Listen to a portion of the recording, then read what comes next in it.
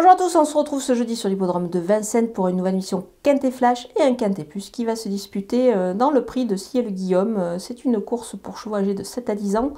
La distance ici c'est 2850 mètres, c'est la grande piste évidemment de Vincennes. Un seul échelon de départ, un lot plutôt intéressant avec des chevaux qui sont pour la plupart sur la montante.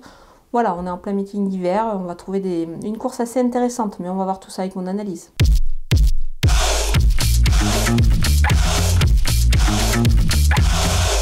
On attaque avec mes bases et le numéro 1, Eros Zola. Le cheval est invaincu depuis son arrivée en France et en l'occurrence sur la piste de Vincennes. La distance est plus longue, mais attention, Jean-Michel Bazir, c'est certainement ce qu'il fait avec ce cheval qui est étranger, donc je pense qu'il devrait encore une fois jouer les premiers rôles. Moi, je compte sur lui évidemment dans cette épreuve.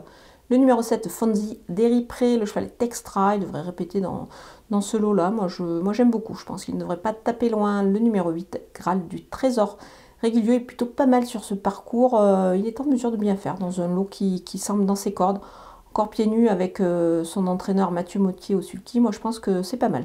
Les opposants avec le numéro 15, Gibus, il est bien à cette période de l'année ce cheval-là. Moi je pense qu'il devrait pouvoir briller dans cette épreuve avec un engagement qui s'annonce quand même assez intéressant et plutôt favorable. Le numéro 13, Fantasia de Ligny, cette fois les déférés des 4 pieds et devrait logiquement en profiter, surtout avec Mathieu Abrivard au sulky. Progresse depuis son retour en piste, moi j'aime bien. Le numéro 6, Gold Voice, elle avait besoin de se remettre dans le rythme à mon avis lors de sa rentrée. Elle sera beaucoup mieux cette fois, elle devrait briller ici avec Franck Nivard de retour à son sulky. Le numéro 3, Greco Bello, il a fait ses preuves, il fait preuve aussi d'une belle constance dans l'ensemble. Je pense qu'ici il devrait se mettre en évidence dans un lot qui me semble dans ses cordes. Il va évoluer dans des conditions favorables et il faut le suivre évidemment pour les places. Mon coup de poker, c'est numéro 14, 50 Black. Il faut le reprendre, il vaut bien mieux que ça, à mon avis. Ce cheval-là, il est bien placé ici, il devrait se racheter. C'est pas mal à cette période de l'année, cet élément. Donc attention à lui. Les outsiders avec le numéro 4, Gala de Crène, on l'a déjà vu à l'œuvre sur cette piste. Il ne faut pas le négliger dans ce lot, plaqué des antérieurs, et c'est pas mal du tout. Donc attention pour les places. Le numéro 11, Gaïa d'Ocagne, elle s'était montrée performante l'an passé à pareille époque. Moi, je pense qu'il faut s'en méfier. Elle pourrait pourquoi pas se mettre en évidence ici en étant pieds nus.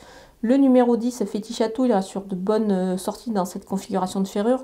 Dans ce lot, il faut s'en méfier, surtout en fin de combinaison. Le numéro 9, Figolou Phraséen, alors certes, il est en forme, mais il devra montrer peut-être autre chose.